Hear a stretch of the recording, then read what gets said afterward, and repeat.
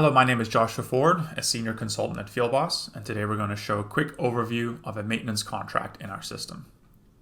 A maintenance contract consists of three main areas: a summary page, a service schedule, and a contract billing. The summary page displays all information such as the customer, division, maintenance contract, and contract type, as well as any dates that pertain to the contract's lifetime. The service schedule is the service frequency of when the service will be done.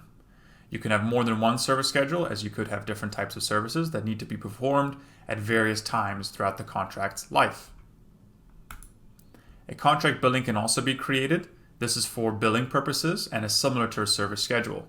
You can have invoices be sent out monthly, quarterly, annually, etc., just as the service schedule's service frequency. Finally, there's also a maintenance service management dashboard. This allows you to see completed service activities or service activities that are overdue that technicians have not been able to complete yet. This concludes maintenance contract overview. Thank you.